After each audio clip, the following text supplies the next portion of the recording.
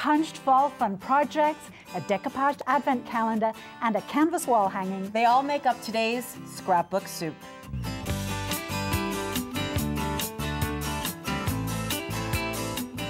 Today's scrapbook soup has been brought to you in part by Michael's Stores Incorporated, where creativity happens. Michaels.com, Sakura Color Products of America, SakuraofAmerica.com.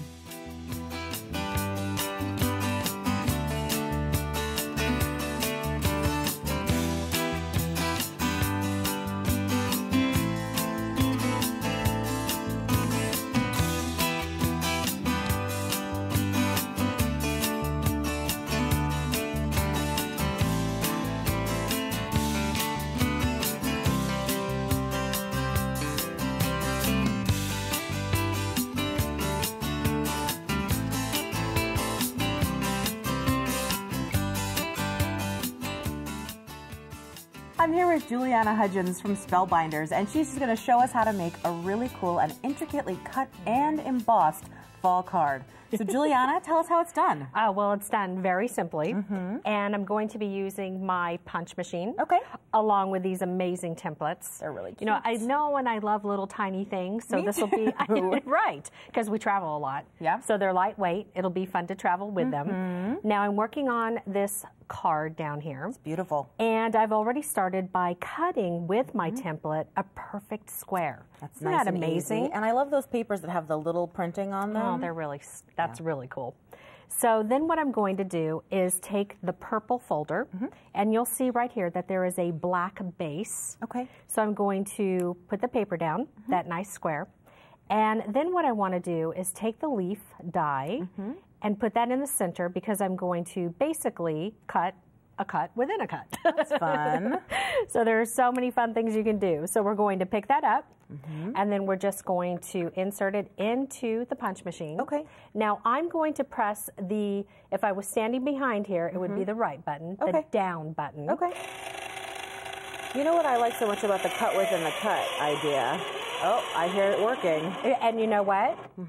Until it stops like that, that's when it's done. Okay. Okay. Perfect. So then we want to lift it out. Raise it back up. Right. So we're going to go to the opposite button, the up button. Right. And you're going to wait again until it fully stops. Well, you'll just come up until you can pull it out, actually. That's cool. All right. So when we open that up, we have our fabulous little cut right here. Okay. And we're just going to very carefully pop that out. Ooh, look at that Isn't negative that image. Great? It's so great on these cards, but I can also see you could use it for stenciling, for misting, all sorts of stuff. Well, you can also emboss. I know. So earlier, I cut out this little leaf out of a decorative piece of paper, and I thought, oh, hey, I can emboss this as well. So I'm just going to put that right back into the cut. Take the white folder, once again, black surface, the edge side face down, close it, and then we're going to insert that back into the punch. And I need to lift up a little. Okay. So because we pulled it out just when it was ready to come out. There we go. Perfect. Down. Push it on down. And it's funny that we're calling it a punch machine, because it actually does so many things. Right, because what we're what we're doing right now is we just embossed it. Right. So once again, I have to open the gates, so to speak, to let it out. And then what it did was it embossed it. Oh, that is so cool. That's so cool. So super You know what? cool. It may be a little hard for you to see, but in real life, what it does, embossing, is it adds this great little groove and adds a lot of depth and texture to it. A groove to your projects. Exactly. Who doesn't want that? So then what we're going to do is to start to assemble the project. Okay. Now there would be one more cut that you could make, and is that not the cutest decorative adorable. little and frame? Another thing that's so cute about these dies that I love is that you could totally use paint and mist and use them as stencils, so it's almost like triple duty. Right. You would just leave that cut within here. Whoops. You would just leave that cut right within there, and then you would take your stencil brush and keep going. I mean, that's like 3-in-1. I know, it is. It's so great. And you can, and especially when you live in a little apartment or you don't have a dedicated crafty space, it's great to have things that are really versatile. Right. There's, you know, there's just so many different cute little things you can do. a scrapbook page, and I love the small. How cute I this is know, poking it's so out, and cute. the scrapbook page is so adorable. I love how you've added the buttons to the leaves. Yes. That's so cute. And speaking of versatility, I mean, just alone with this one die, I also see that you have made this beautiful candle again with buttons and leaves for a totally different feeling. Well, you really do get a different look when you add an embellishment, and I'm all about the jewels. So whether it be a crystal or a button or something that you have the half pearls over there on those pages, there's really a lot of things. Again, you've used so many of those beautiful sort of rose flower look there. Yes. It's just absolutely gorgeous. And I think that green and pink combo is so classic. Well, this is fabulous because who could carry an alphabet around with them? Yes. But now you can. So look at how tiny those little dies are. And you know, again, I know I'm going to keep going back to this, but I'm such a fan of misting. Yes. You could mist over that, and then again, you're cutting, you're misting, the letters fit inside the misting. I mean, there's just so many cool possibilities. Do you ever come out of your room? I don't think my husband would say that I do. And then I see you have brought a whole bunch of beautiful daisy projects too. And you know what's so cool is that you have like this warm fall pattern right here. But what a great example that just when you change the palette, so you have the blues and the whites, and it has this whole totally different feel. And those little tiny daisies are precious. They are. Well, thank you, Julianna. This has been a lot of fun and You're super welcome. easy. Yeah. We'll be right back. Well, we're taking our scrapbooks and we're making them real 3D. Julie's here with a fantastic advent calendar project. I love these advent calendars. I know, They're isn't that gorgeous? You know, we had those, I saw those in Germany all the time, and I absolutely love them. But you know what, it's not just for Advent, not just for the holidays, but I'm going to show you some more ideas later on. Countdown to anything else. Countdown to anything. Okay, but first of all, everything you need actually comes in a kit. Okay. All the numbers and all the little drawers and everything. And you have, I'm just going to hold this up, Julie. Okay. And bring it over. Look, you have all those wood pieces, and that you're going to just take them apart and paint them any color you want. Okay. After you've painted Using them, acrylic paint, I presume. yeah, water-based paint is always best. Okay. So if you make a mess, you can clean it up, right? Okay. Now, after you've painted it, then you want to assemble it, and we've got one assembled already over here. But now we're going to work on the drawers. Okay. Now, these are chipboard, and you get exactly the right number of drawers in here. And let's use holiday paper. And I'm going to cut this, and we're going to cut this 1 3/4 inches wide. And you would want to measure your little chipboard pieces just to be sure. And here we go. That's the cutting blade, right? And then I'm going to give that to you if you'd like to cut out that little piece, which will be for the front. Okay. And I'm going to cut this again. This is easy to do. Right. And you know, I always find when I'm cutting small pieces, I like to turn the paper into the blade instead of turning the blade, and it really does make it easier to cut. All right, now then, we have our chipboard piece, which is flat, and we're going to add this. So I'm going to bend it up first and cover 3 of the sides with glue. Okay. And you're using a So- liquid adhesive, right? Yeah, this is, you know what, there's all different kinds of adhesives, but this is paper and papers, so, you know, even a stick glue would actually work for this, but I like this one just for right now. I always find that it's something that's going to be handled a lot, especially like little drawers. I find like a wet adhesive really does a good job of not you are right risking there. that danger of it all peeling off, you know? Okay, so we have that on 3 sides. Okay. And then I'm going to bend it up. This is double-sided paper. So, like, you know what? I am actually going to get some of this on my fingers. I know that. It's the dangers of crafting, It's the dangers you know? of crafting. So we'll put that on dangerously. here on one side like this. And then I'm going to bend it up Okay. and wrap the paper around. And that paper does double duty holding it together. It's almost like you're does. making tape or something out of your paper. Right. Now, you know what? I actually could have cut individual squares, and I could have made each of the sides of this box differently. This, in fact, this one has been done like Very that. Isn't that cute. cool? But this one we're going to do like this. And now I'm going to put a little bit of glue on the inside here. Okay. Because this is actually going to hold up the front flat for us. So we'll bend those tabs in like that. You know, when you said you were going to fold it around the front, I thought you were going to fold it around the front of the box. I didn't realize you were going to make that little tab inside. That's so cool. You know what? I could have done that though, Julie. That would have been a good idea too. I guess they both work. Yeah. Okay. You know what? Whatever works. Yeah, of course.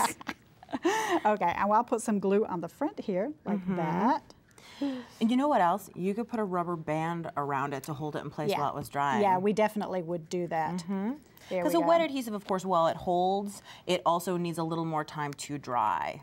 That's right. And the rubber band is a great idea. There we go. You know, we come up with all kinds of tips and techniques as we craft.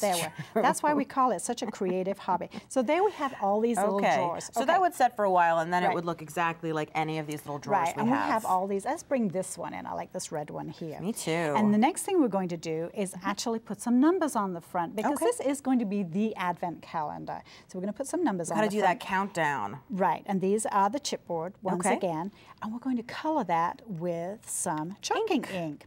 Cool. So there we go. Okay. And because I've got glue on my fingers, it's going to stick to my fingers very, very nicely.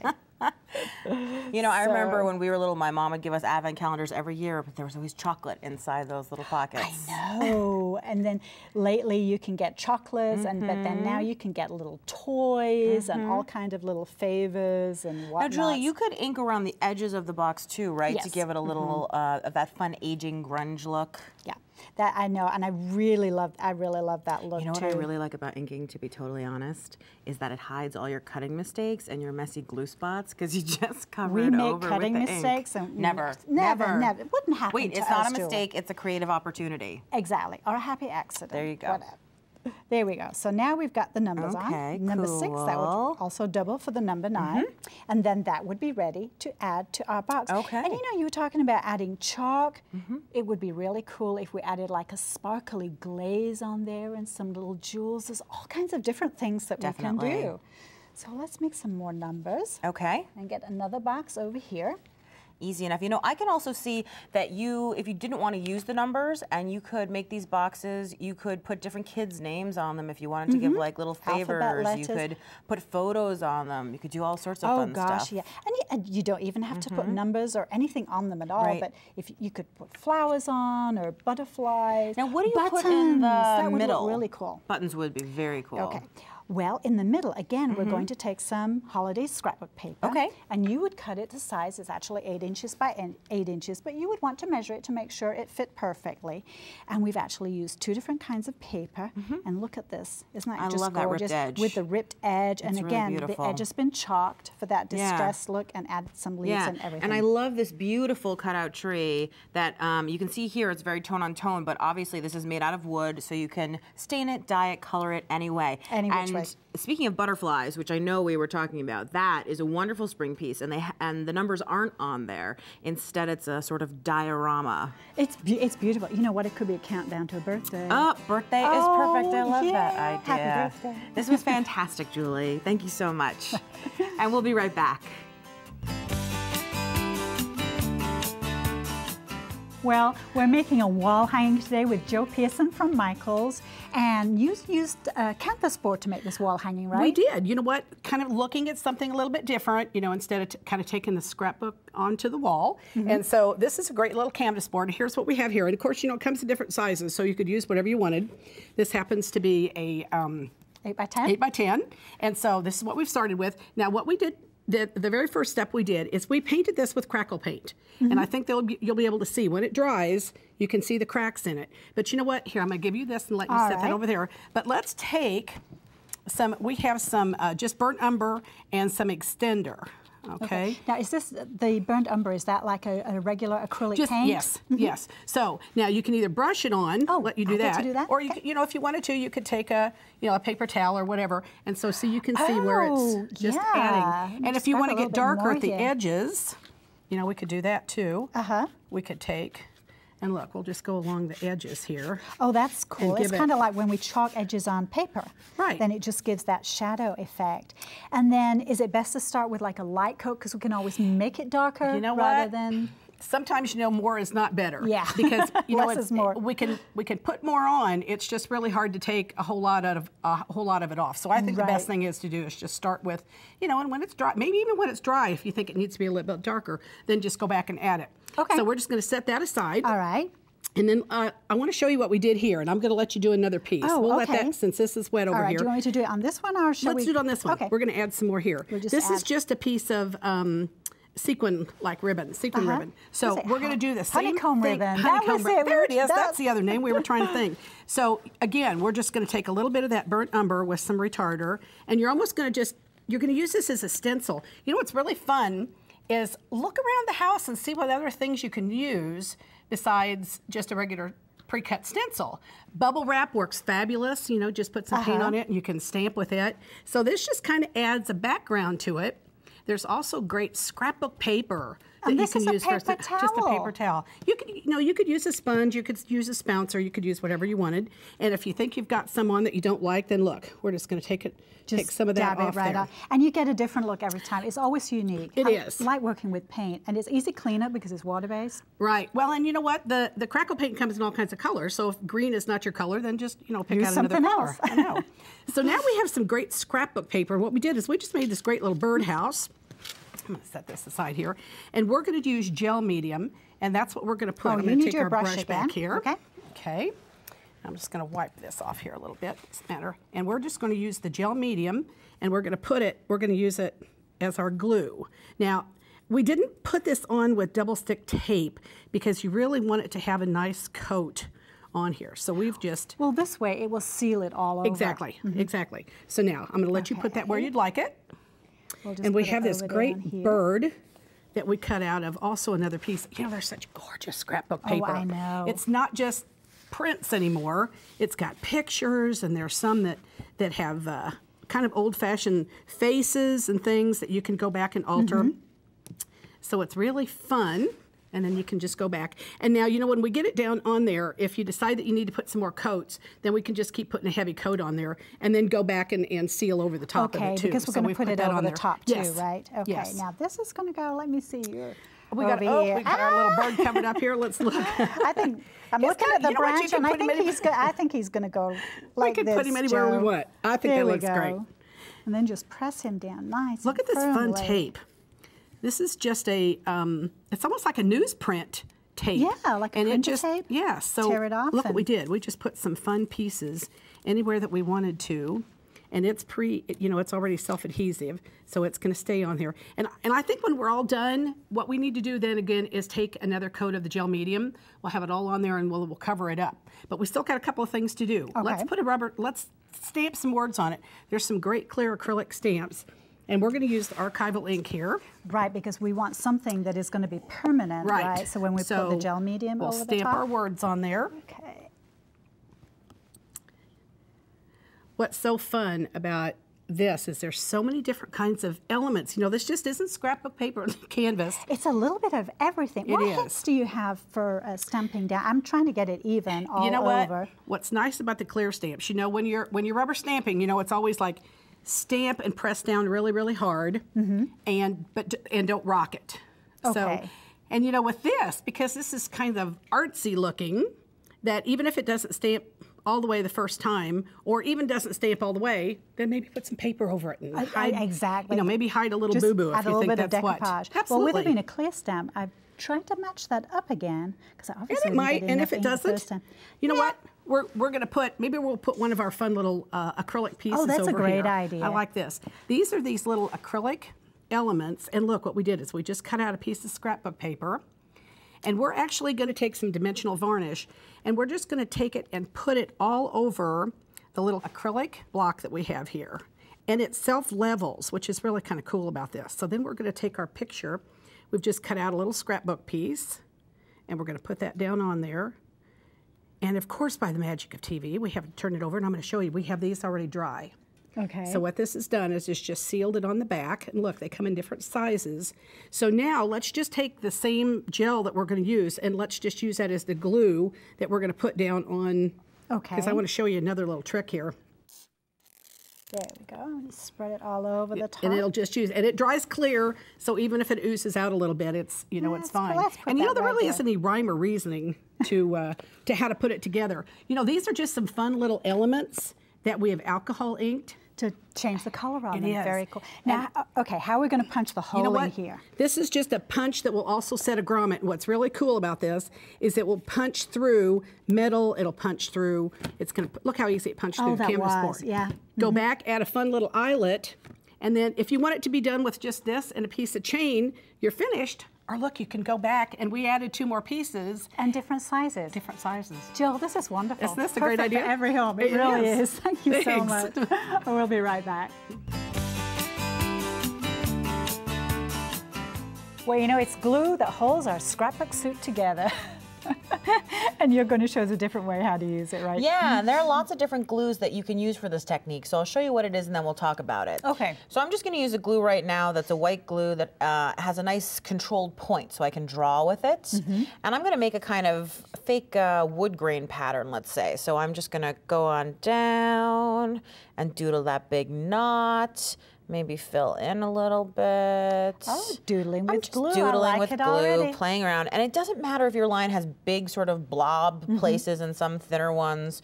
You're just having a good time playing with the glue. And of course, you can always go back if you skip a part or if a line gets missed. And you can do absolutely anything you want. And then you would let that dry until it's super, super duper, no question, absolutely not tacky at all. Okay, let me take this away from you. And then I have one here that's already dry. And of course, one of the things about it when it dries is that it's totally clear. And then I'm just going to use some watercolor paint here.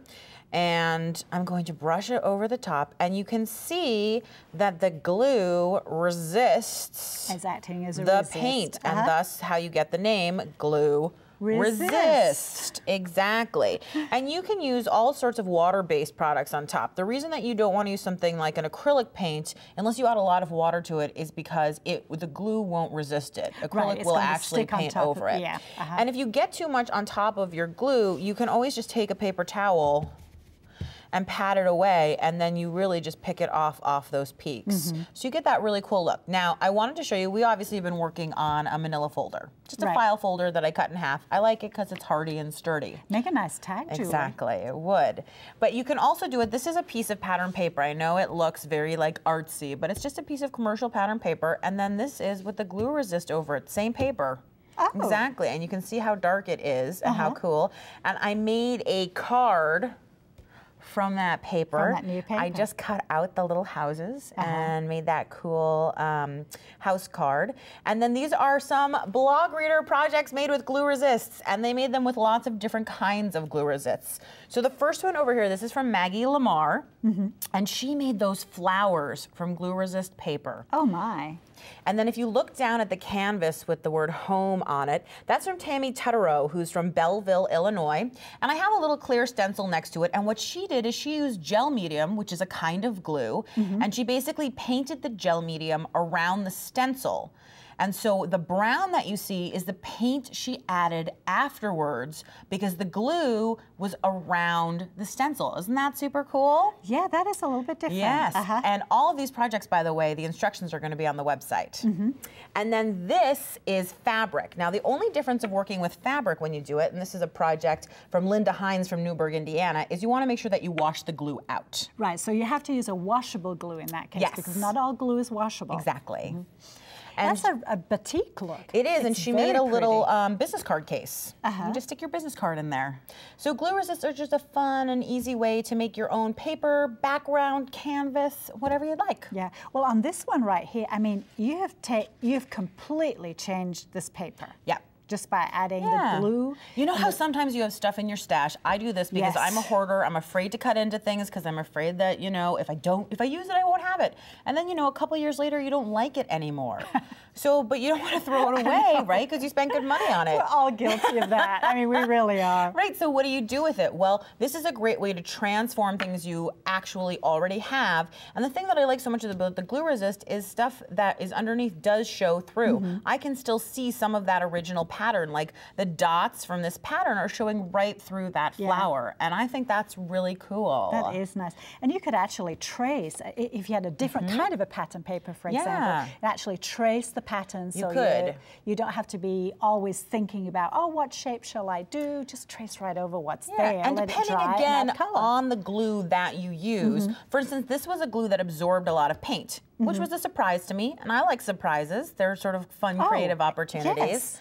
And if you had used a glue that was less absorbent, you would see more of the paper through it. So again, you know, it's one of those things you never know what you're going to get. It's kind of a fun surprise. The lesson here is to try a lot of different things. Experiment. Yes, experiment. You know, just lots of things. I like to actually keep a book, and I often, when I experiment, like on file folders, I'll just cut off a piece, and then I'll write on the back, and I'll say exactly what I used and what supplies. And whenever I'm stuck for inspiration, you know, people always say, "Where do you get your mojo from? Where do you find that?" I just flip through the book, and I'm like, "Oh, I totally forgot I did that technique, and I played with that, and that was so much fun, and I want to do that again." Yeah, that is real. You know, I've actually used I like to paint. I'm a decorative painter, and I will actually paint with glue.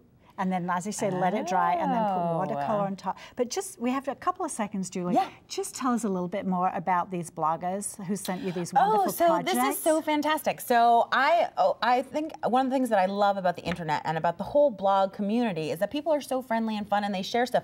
And these are just really talented women who sent stuff in. Well, we really appreciate you sending that stuff. But that's today's version of our Scrapbook Soup. So join us next time for another great mix of ideas, designers, and projects. Visit scrapbooksouptv.com for a mix of ideas, a mix of ingredients, a mix of designers, and all of the instructions for every project found on this series of Scrapbook Soup. Create your own recipe for great scrapbooking. This is show 107. A complete set of all 13 episodes of Scrapbook Soup Series 100 is available for $39.99 plus shipping and handling. A mix of designers, techniques, and projects, all in one complete package to watch anytime. Visit scrapbooksouptv.com to place your order. Today's Scrapbook Soup has been brought to you in part by Michael's Stores Incorporated, where creativity happens. Michaels.com, Sakura Color Products of America, SakuraofAmerica.com.